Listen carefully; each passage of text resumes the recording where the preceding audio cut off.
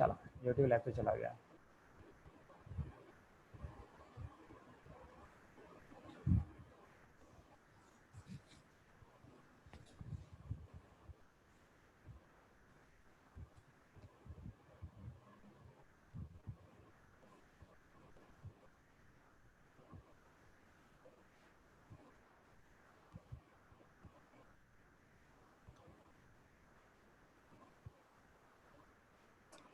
चलो सर आपके ऊपर है, जब मर्जी स्टार्ट कर लेना, ठीक है। Okay sir.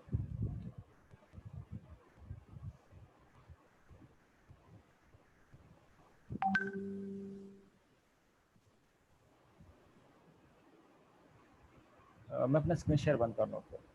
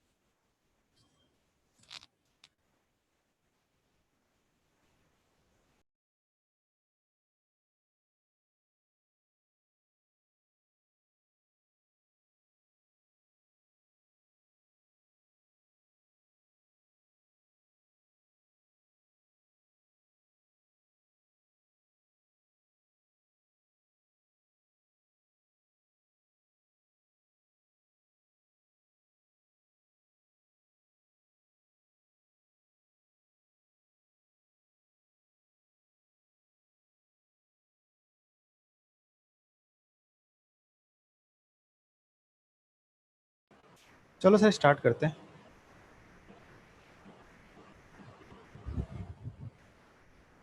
चाचू ओके बोलो सर। स्टार्ट करते हैं ना, फिर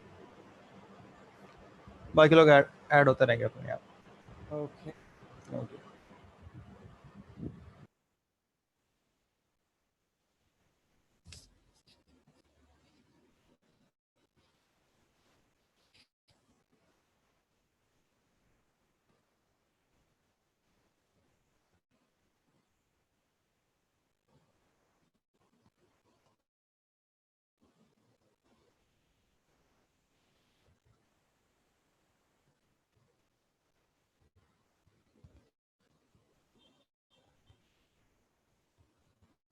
So, okay, guys, let me introduce myself. If you are new to the second session, and if you are continuing from the first session, still let me introduce myself. So, I'm Chandresh Gupta, and I started my career as network support guy, and we moved into the cybersecurity domain. And currently I'm working as a penetration tester. Along with that, I do provide trainings on some security certifications as well. So that is a very brief introduction of mine. And the topics that we are going to cover today is all about wireless technologies, what the protocols are, what kind of antennas do we use, what Wi-Fi versions we have, what are channels on those Wi-Fi's, and how you can configure a wireless device. So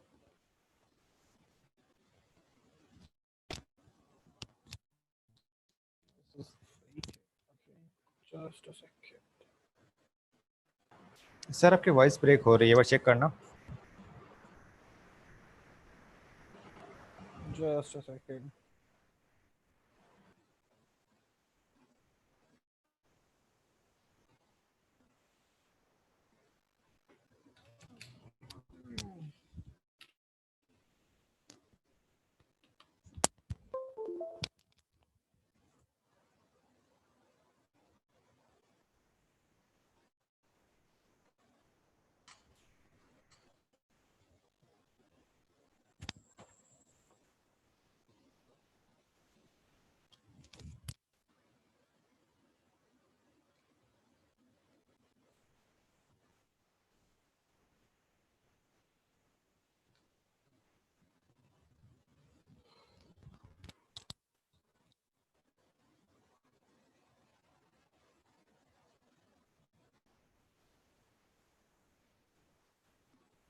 I hope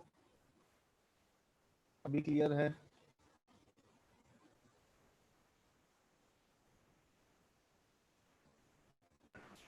लग तो रहा है clear है. Okay, अभी सब का यही हाल है. अच्छा, हम नेटवर्क वाले परेशान हो रखे हैं. नेटवर्क कैसे संभाला जाए, सब जब इंटरनेट पे बैठे हो. इस फीस की हालत खराब है अभी. तो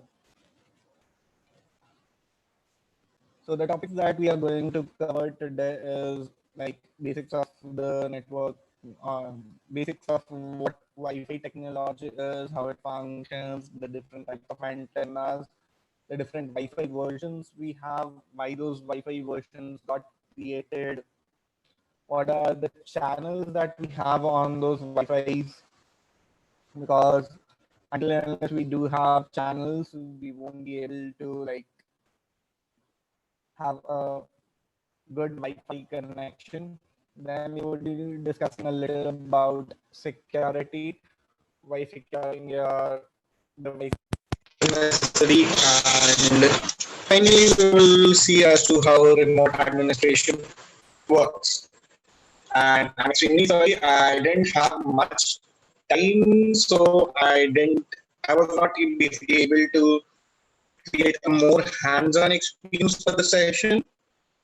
But I would try to make it an interesting one rather than just the boring theory things.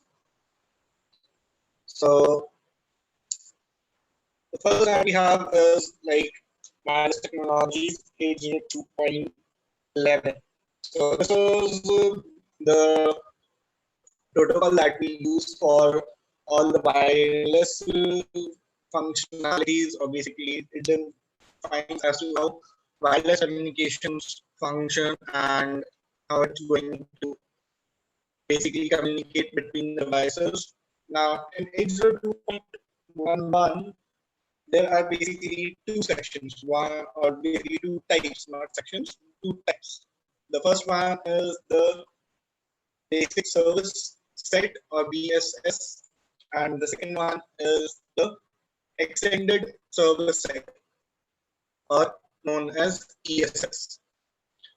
In basic service set, it is mostly like there is one access point and a few nodes that connect to it.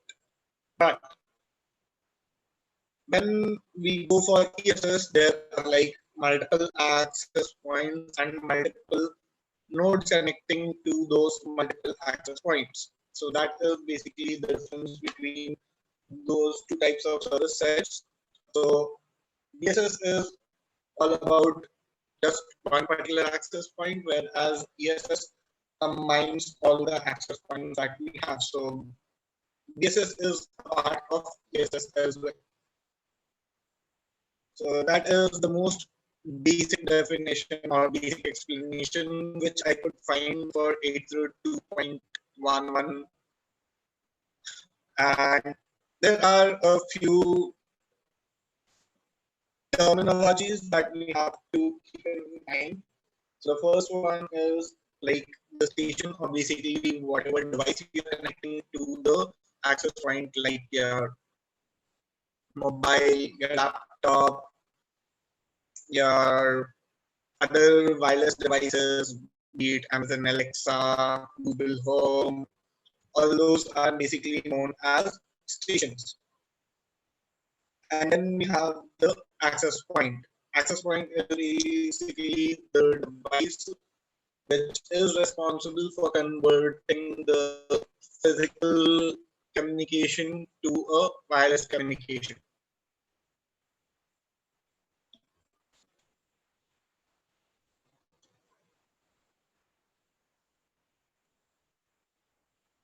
I'm sorry, buddy. Like currently, my internet looks fine from my end. I'm not sure why it's still lagging out.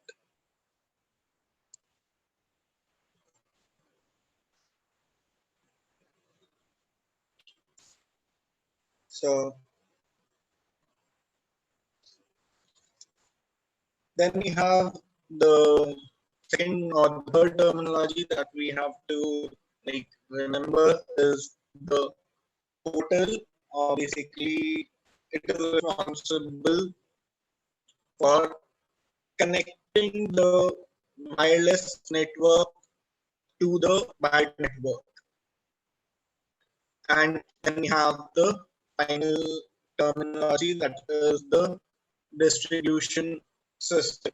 Now, distribution system is basically a collection of multiple DSS and can even be said as one single ESS, or basically the extended service set. Now, in the distribution system, you would have the stations, the access point, as well as the portal. Now, there is a very common conception that access point which we have is basically everything. No, it is not in that manner. Access point was originally developed just to convert the signals to wireless signals from the normal physical signals, whatever medium you are connecting it through, be it an Ethernet cable, be it an optic fiber cable, to a wireless mode, or basically the radio waves. That was the primary function of the access point. But as like technology is growing and people cannot deploy multiple devices for just the network to function, that is the reason the portals and the access points got merged into one, and we have the current day Wi-Fi routers that we normally use. So this is all about we have in 802.11. Now, the various types of antennas that we use, if you just like think about the antennas that we use for radio signals, then there are a hell lot of antennas like wire antennas, log periodic antennas, then aperture antennas, microstrip antennas, reflector antennas, and whatnot. But in wireless technology, or basically Wi-Fi technology, we use mostly three types of antennas. The first one is the omnidirectional antenna. The second one is the semi-directional antenna, and the third one is basically the omnidirectional antennas. So omnidirectional antennas are responsible for transmitting all the radio signals in any direction. It has no particular direction that if you have placed it in northeast of the house, it would be just providing signals to the northeast of the house. It would be forwarding all the radio signals to each and every direction. Whereas the semi-directional antennas, as the name suggests, they are defined to few particular directions itself. Say suppose maybe a maximum of 180-degree angle. So the antenna that is placed, it would be just say so transmitting the radio waves in the 180-degree angle itself. And then we finally have the directional antennas. So directional antennas are responsible when you want the radio signals to travel in one particular direction itself. Now, the home routers that we have are omnidirectional antenna, and that is the reason why we are able to get the coverage in our whole house, even when we place it in just one particular portion of the house. And with the omnidirectional antennas comes the shortcomings as well, or the cons as well, which is like it might be able to travel throughout your house, but the signal strength or the capability of it reduces drastically. So if you are, say, suppose using a directional antenna, the quality of speed and the connection that you would be receiving would be much more high than an omnidirectional antenna. So that is the reason whenever we like go to or get close to our Wi-Fi router, we get a better connection instead while we are just sitting inside our room. So for example, in directional antennas, we have the antennas which you people might have seen, and let me show you as well.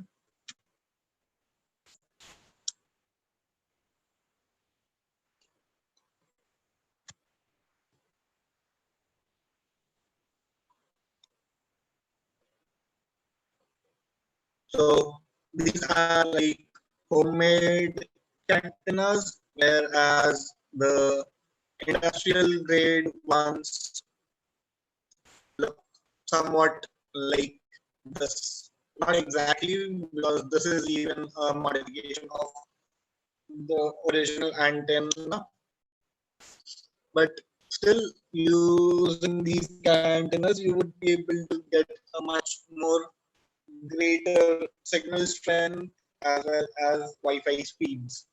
And even if you have seen in movies, this is the kind of device which the hacker carries with him to hack into Wi-Fi routers, because they are able to like concentrate the radio signals to that particular Wi-Fi router instead of their requests and packets being transmitted all over the air. They can simply target it to the router itself. And then comes like the Wi-Fi versions and the Wi-Fi channels. So we started with 802.11b, then we came on 802.11a. We have after that was followed by G, N, AC, and finally the newest version is known as the AX, which even we call as Wi-Fi version 6. So the 802.11b, when it started, gave a speed of around 5.9 to 7.1 megabits per second, not even megabytes, megabits per second. So if you like simply divide it by 8, we are somewhat getting around not even 1 Mbps of speed. So that is what 802.11b was. Then we had 802.11a, which gave up to 54 Mbps of speed, but on a wider spectrum, which is basically the 5 gigahertz. Now, before going further, let me explain. Like in Wi-Fi, there are two spectrums: 2.4 gigahertz and 5 gigahertz. These are the spectrums specifically assigned for Wi-Fi signals, and they are free to use. That is the reason you are able to simply deploy your Wi-Fi routers and use them. If you move any further from these ranges, the spectrum has to be purchased. Like we did in 2G, 3G, all those versions, they are running on the different spectrum, gigahertz or megahertz, and which is like basically controlled by the government. So every country has their own set of spectrums, and they control as to who would be getting what portion of the spectrum. So after that, we had the 802.11g, which even gave us 54 Mbps of speed, but this time it was on 2.4 gigahertz, or the normal frequency range that we currently use. Followed by that, we had 802.11n, which is capable of giving us up to 300 megabits per second of speed. Now, there is always a difference when we talk about the wireless speeds and your internet speeds. I hope you all are clear on that, because general conception, if I'm connecting to my Wi-Fi on 300 megabits per second, my internet speed would be the same. No, it's not.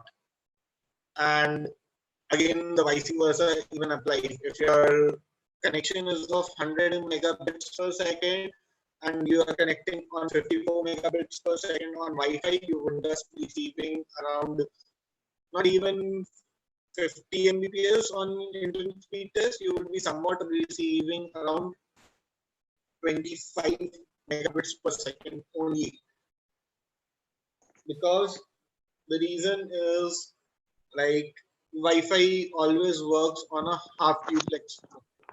So half duplex, okay, so sorry, I haven't explained the half duplex mode. Half duplex mode is basically when there is one-way communication. So if the device or the station is trying to communicate with the access point, first the station would be sending out data to the access point. Until and unless that is finished up, it won't be or the access point won't be transmitting or replying back to the station. Once the station has completed the transfer, then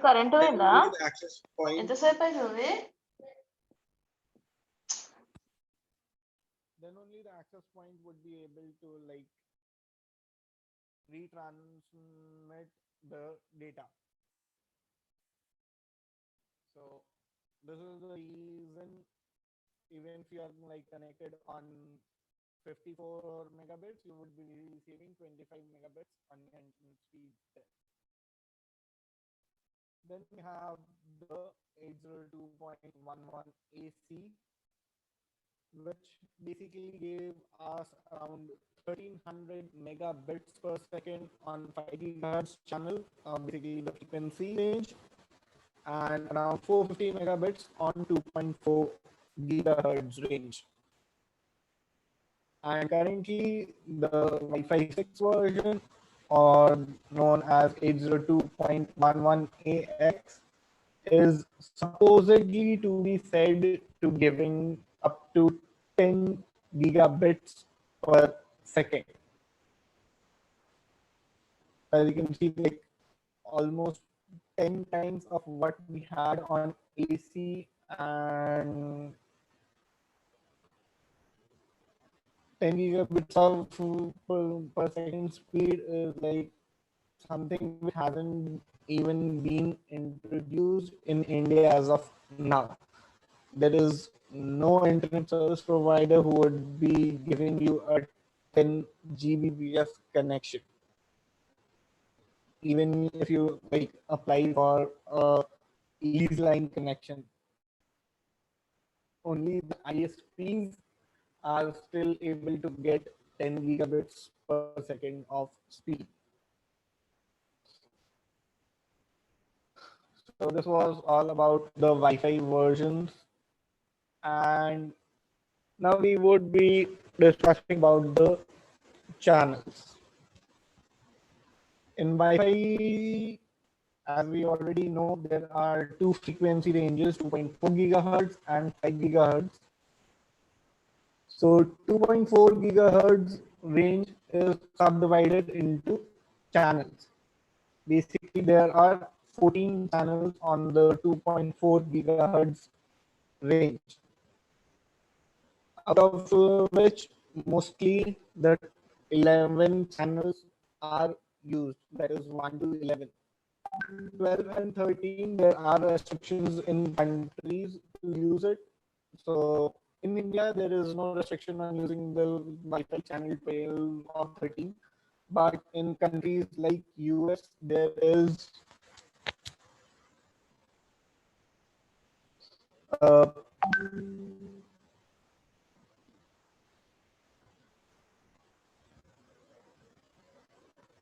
so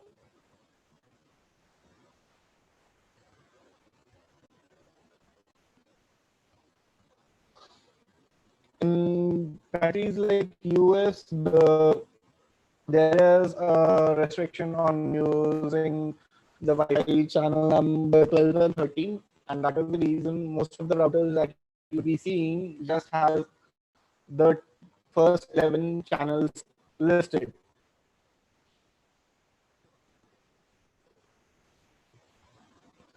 And on the 5 gigahertz band, we have around 49 channels.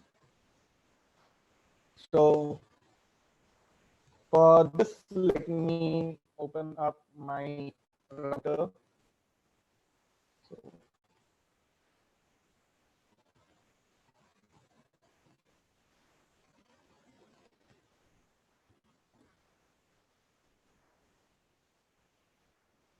what was the password of it? Just a second, let me check the password because it's a quite long password and I don't remember it as of now. So just give me a minute.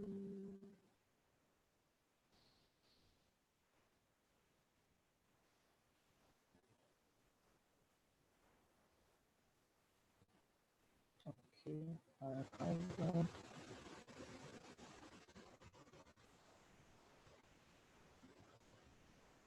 Hopefully this is the password. Yes, this is the password.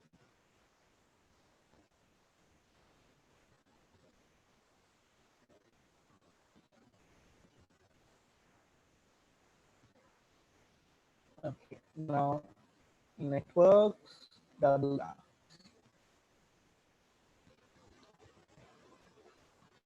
So as you can see on my channel section, I have almost 13 channels. Now, as the 2.4 gigahertz band is a very small band, like basically from 2.4 gigahertz it starts, and maximum you can go up to is 2.5 gigahertz. You cannot even like jump to 2.5 gigahertz. So within that, adjusting almost like 14 channels, every channel gets a very small place in the spectrum. Uh, if I'm not wrong, it might be somewhat around 5 megahertz per channel. So all these channels are of 5 megahertz, and there are some non-overlapping channels. Basically, when you create these channels or when the channels were created, most of them were overlapping, like 2, 3, 4, 7, 8, 9, 10, 12, 13. All these channels are overlapping because some of the 5 megahertz that was allotted to that channel was even taken from the previous channel, and that is how you could allocate all these channels into just 1 gigahertz itself. So whenever you go for any Wi-Fi installation, I would suggest do a Wi-Fi analysis as to what your neighboring routers are working on, which channel, and on the basis of that, select your channel so that you would be able to get a much more greater Wi-Fi network speeds, and as they would be on a non-overlapping channel than your neighbors, so you would have much stable internet connection. And on the non-overlapping channels, always try to either go for channel 1, channel 6, or channel 11. These three would be the best non-overlapping channels. And even if you are not able to set up your Wi-Fi router on these particular 3 channels, then go for a Wi-Fi analysis, search for the neighbor routers which are not on a particular channel. Say there are 3 routers in your neighbors and all of them are within like 1 to 8. Then the best channel that you can go for is 9, 10, 11, 12, and 13. So in that manner, you would be able to reduce your Wi-Fi experience much more. And if you are like on 5 gigahertz, you don't have to worry about that much about the channels. You can simply go ahead and select any one of the channels, as 5 gigahertz is a very huge band. So for like 5 gigahertz, we almost have starting from 5 gigahertz to up to 6 gigahertz. You can use any one of them, and being there 49 channels, you can simply use any one of them.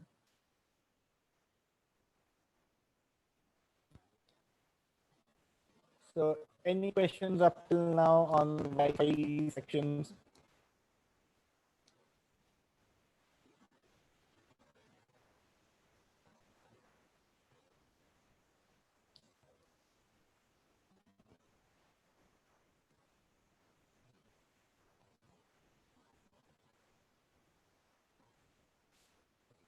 So like what are the use of the channels? Okay, so whenever we transmit data, like or whenever we use the Wi-Fi, whatever communication is happening is on either of these channels.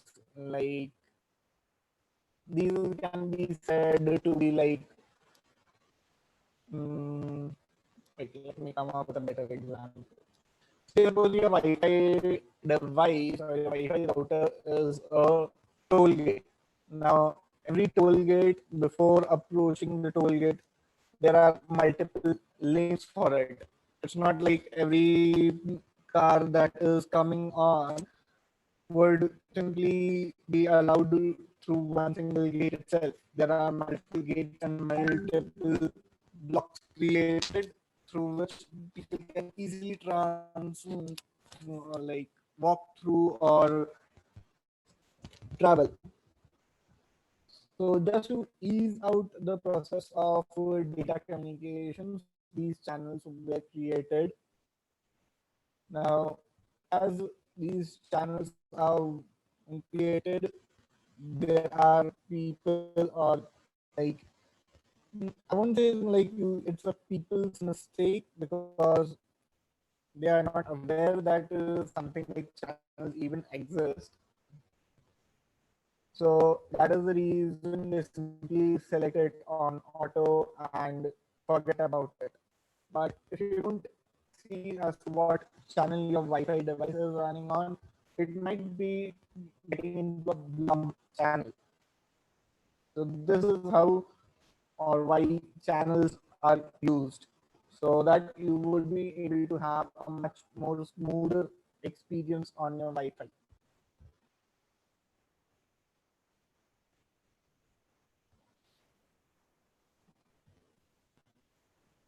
Anyone else having any questions? Any YouTube questions if there is?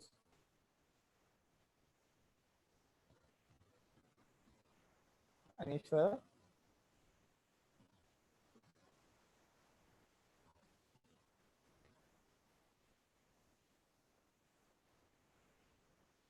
Okay, so I guess there is no questions on YouTube. Okay, so now security is like, as we all know, and I guess most of us are from the security domain itself. So we all might and definitely have an idea as to why security is important. So let's say I have Google Docs open and there is a Google Doc which would define basically this configuration files, and this is like a sample configuration file. So group password, group name, username, user password. This is just a sample file.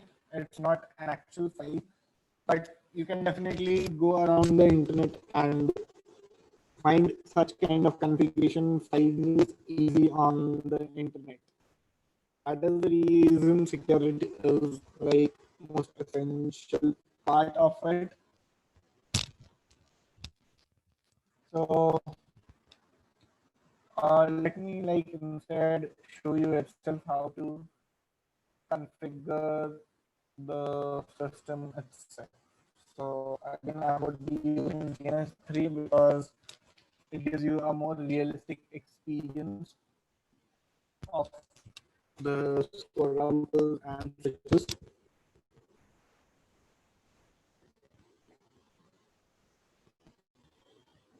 So just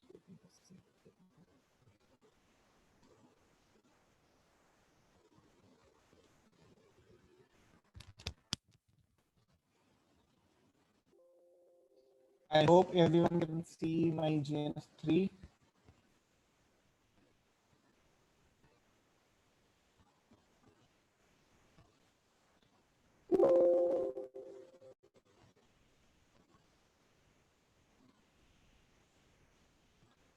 So let's name it something like security.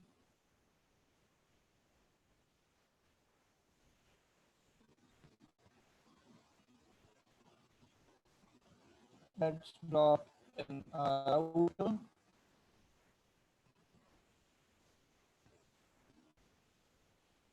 And let's start this router up. So on the left hand side, it is telling me that if I want to connect to the router, I have to telnet, and the address would be localhost port number 5000.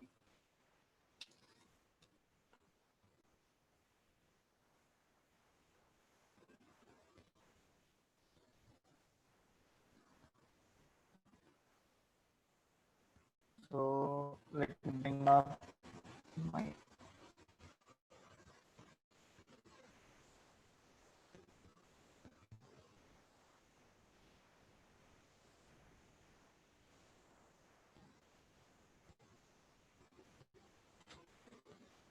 So this is 40 through which I would be able to log in.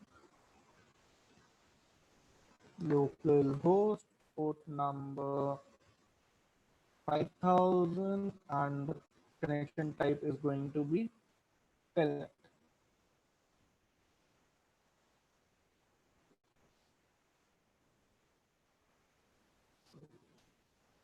Settings. Let me increase the font size. 18.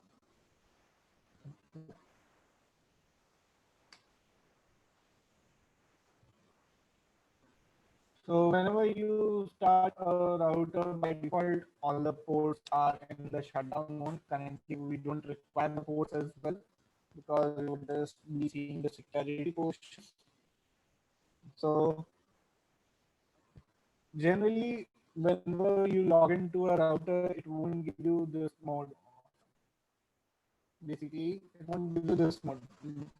The hash mode are known as the Roman mode. It would be giving you a less than symbol, and from there you would have to enter in, or basically go for the enable command to get into the Roman mode. So as I'm already into the Roman mode, so I would be going for configure terminal so that I can make changes to the configuration. So first of all, I would be setting the enable password. Let's say test123. Do enable secret and say I'm going for QWERTY and exit out of it.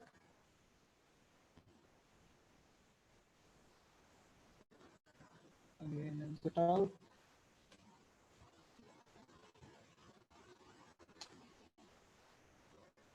Wait.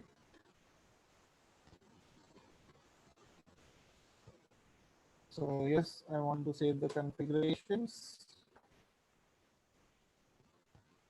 and I am going for a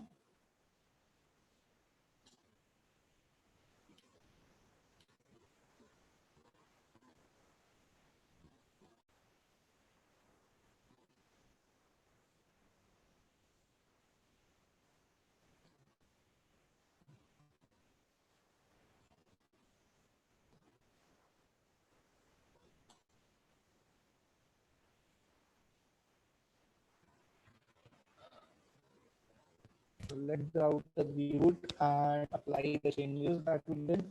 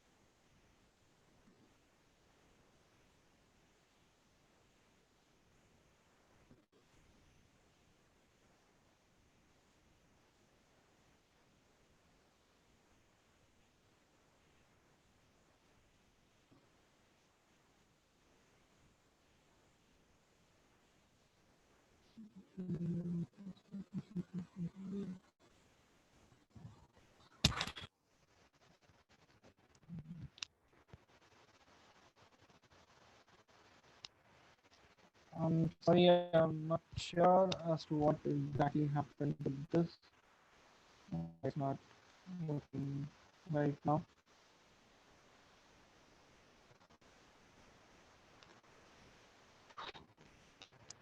I might have to check that again.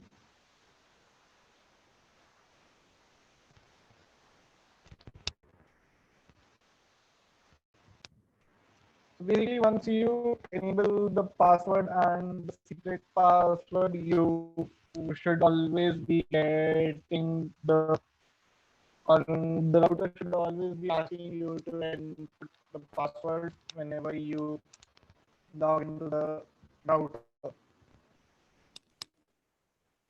I guess as I'm in a local host, so it is probably granting me all the access without even asking for the password, because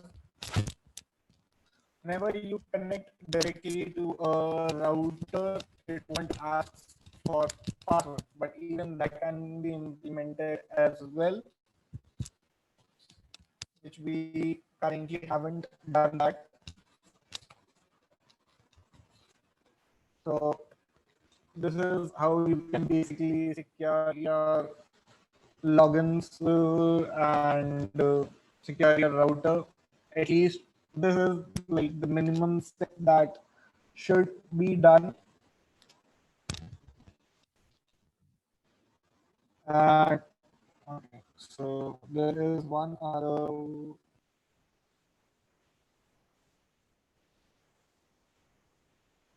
So service password encryption. So you can like enable it, and this would encrypt your passwords. Instead, like currently, if you can see, only one of our password is encrypted, the other password is in plain text.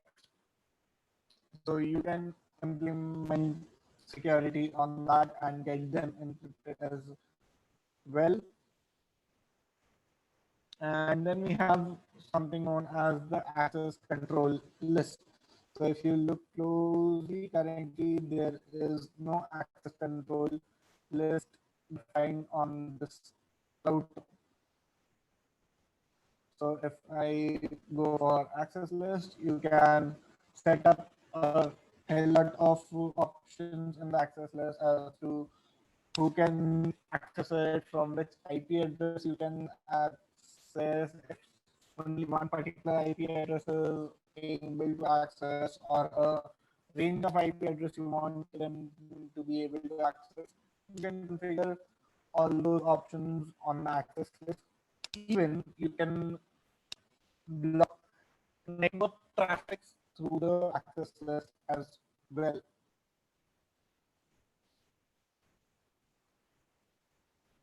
So what that would do is basically say, suppose I want the port 80 to be non-functional. So if any traffic comes in my network who's requesting for port 80, it would be dropped. That can be configured through the access list as well. So say suppose I am creating a normal access list and I want to deny, and what you want to deny? I want to deny any host. There are like others as well. You can log it and then configure it. So currently the access list that I created by using access list 10 deny, that is basically for your remote logins. So any remote login would not be possible on this system currently. Basically, this router. Only you would be able to log in through locally directly connecting to the router. So that is how you can configure access control lists. And this was a normal standard access control list. If I wanted to create an extended access control list, say suppose 110, where you have various options. So say suppose I want to deny. What do I want to deny? I want to deny, say suppose PCB connection, any source, and destination any.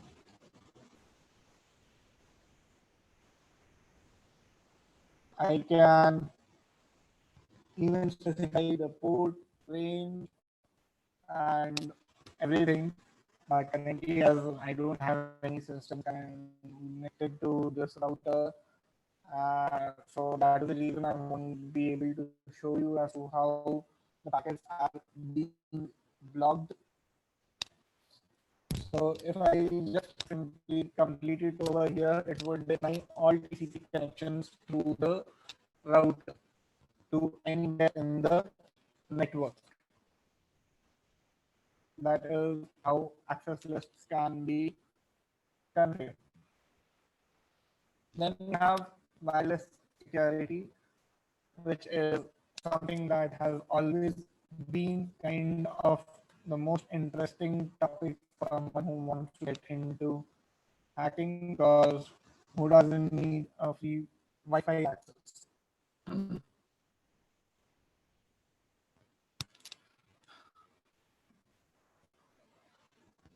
So in Wi-Fi security, we have the three options: WEP, WPA, WPA2, and even WPA3 has been launched.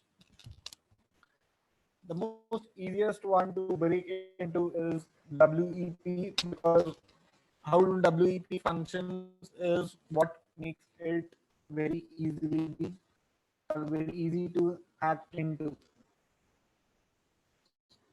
So you have like or like WEP functions in the form of initialization vectors. So if you are able to replay those initialization vectors IDs, or better said as, then you can simply connect to that particular Wi-Fi device.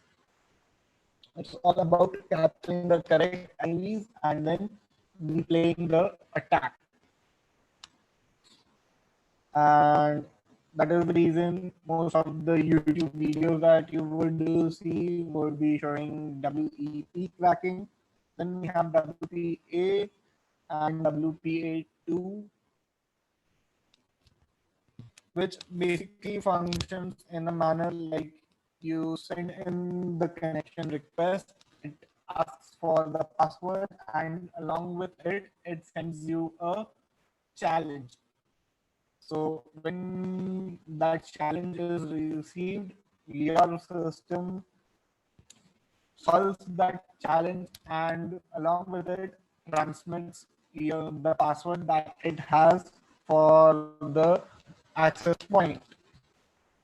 The access point then checks if the password is correct and the challenge was solved or not. If that both the criteria are met, then only your Wi-Fi device allows you to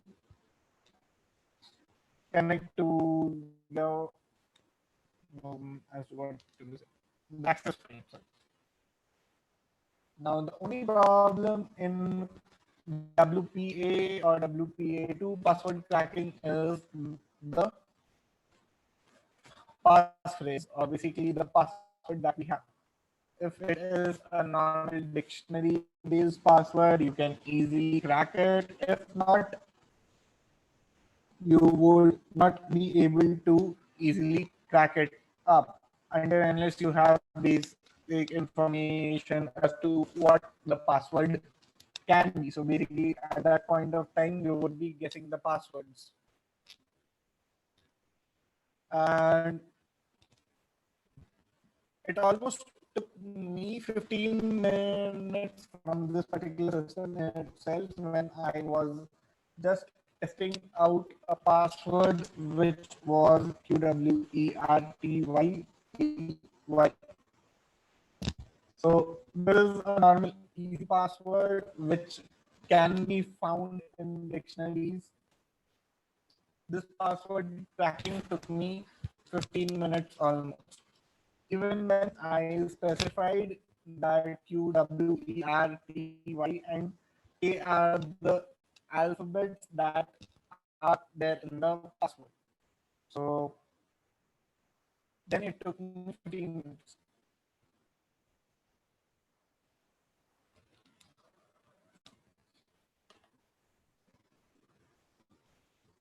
So any questions till now?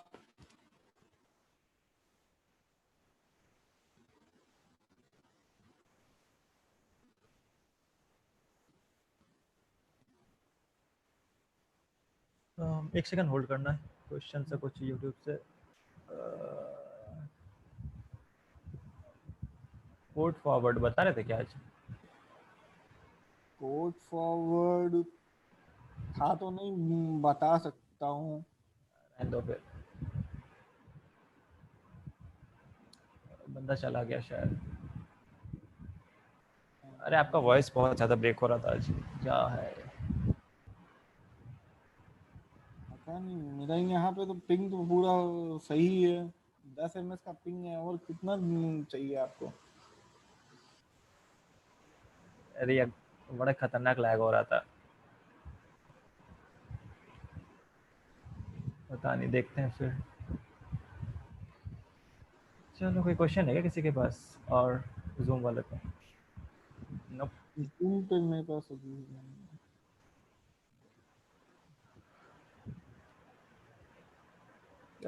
चल फिर अब करते today. ये बस एक ये छोटा सा बचा है मेरा रिमोट एडमिनिस्ट्रेशन, वो खत्म कर लेता हूँ.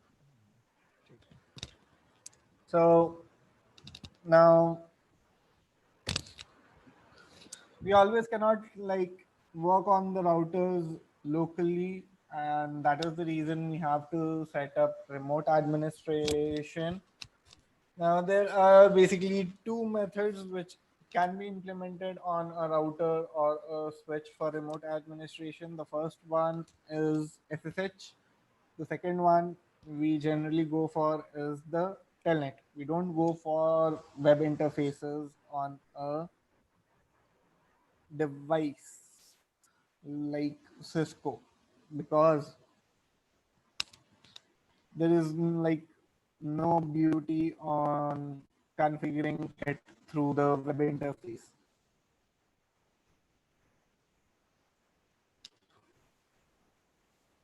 So that is the reason we generally go for SSH or telnet.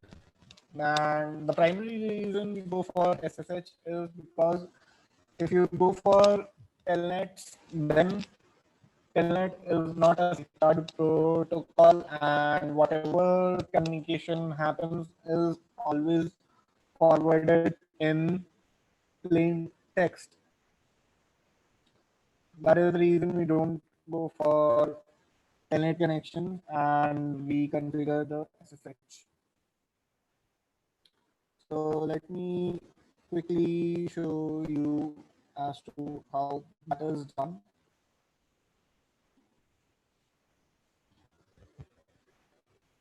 So first of all, you would have to set up an IP address. So say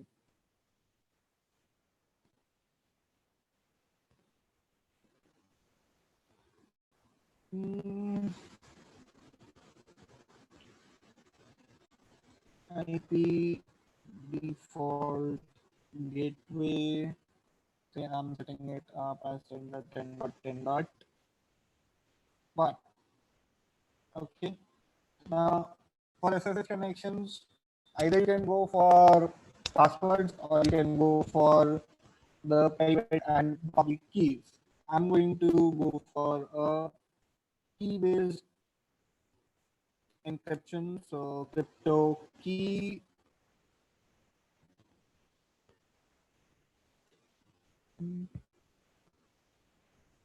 What happened?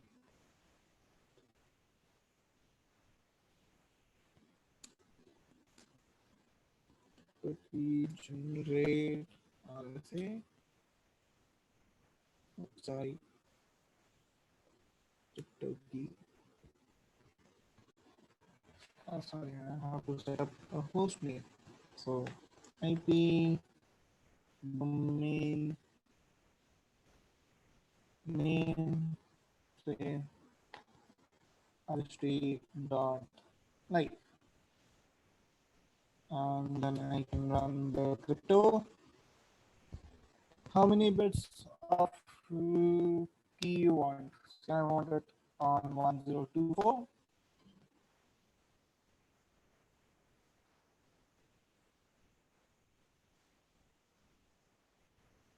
So once that is done, line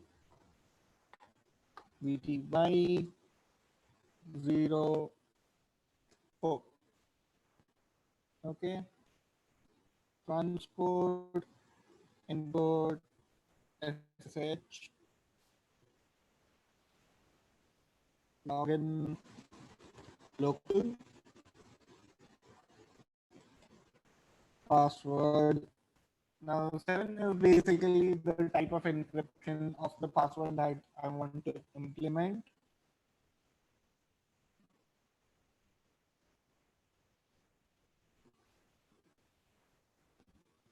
Okay.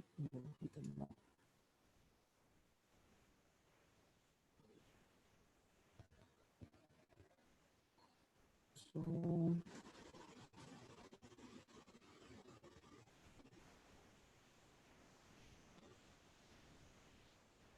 let's just leave this out.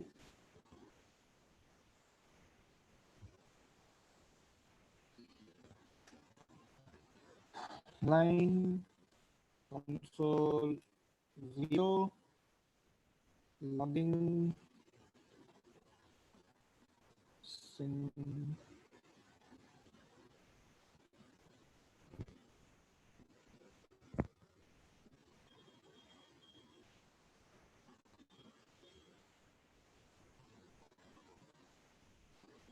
synchronous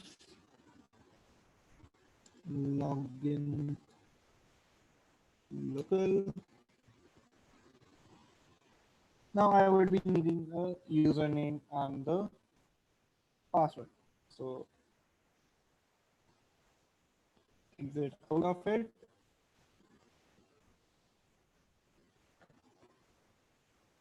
Username Chandesh, password. Let's keep it a simple one.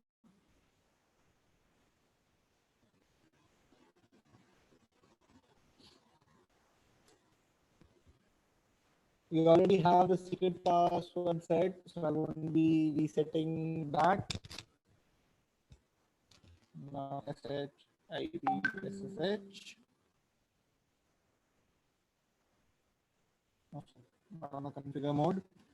Show IP SSH.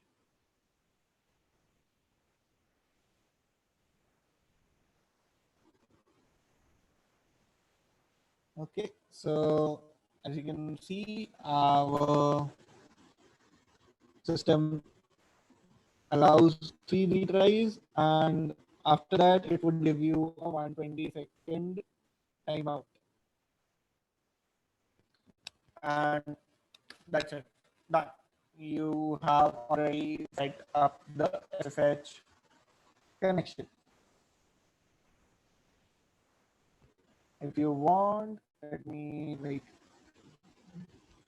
connect the system virtual PC. Yes, I want it on my local system.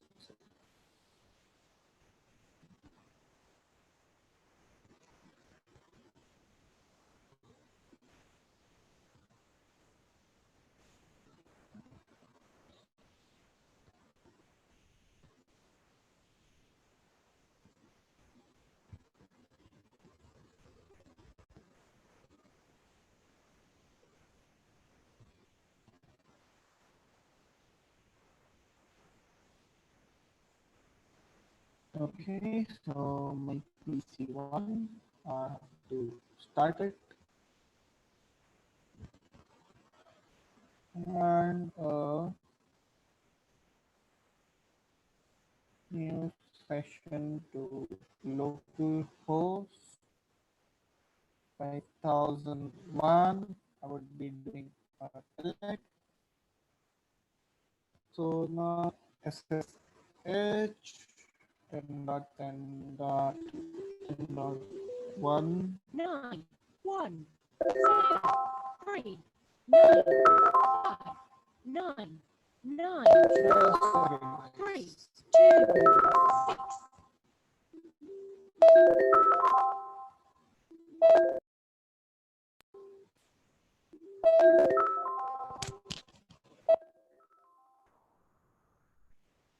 Yes, Raj.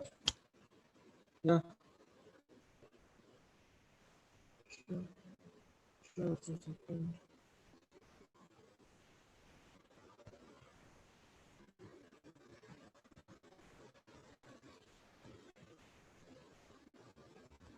Hmm.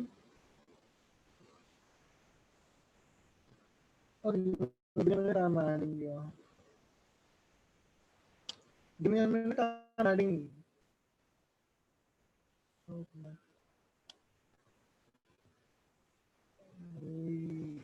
Yeah, I'm like I was picking up a webinar right now. Yes.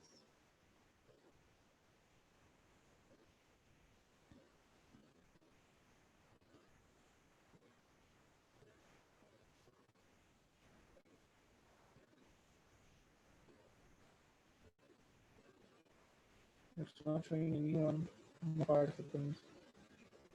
Yep. No.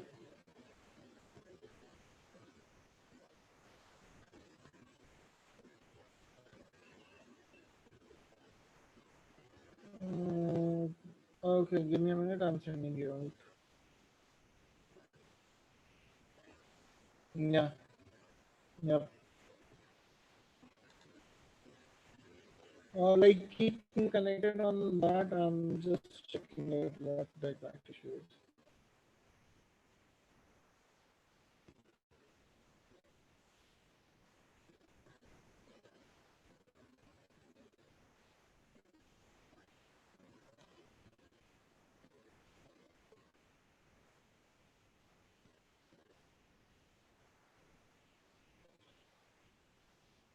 No, it's not showing anyone.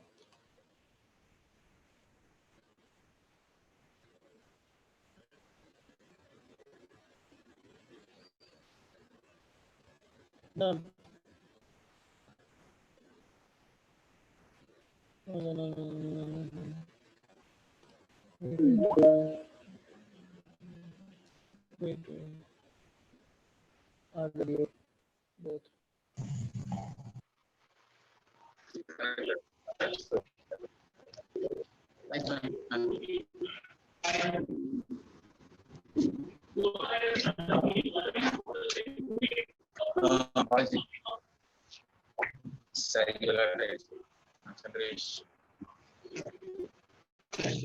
Chandresh sir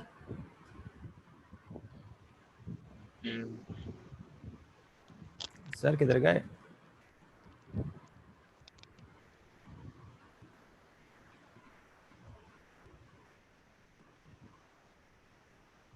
Sorry, I had like a call to take.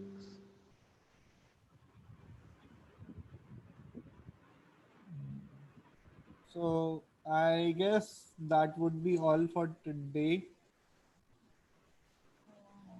Wait, I guess I was showing up the SSH.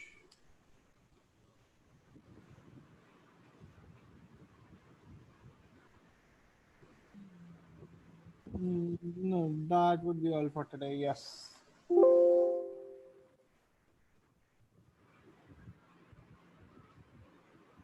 If you guys have any questions, you can.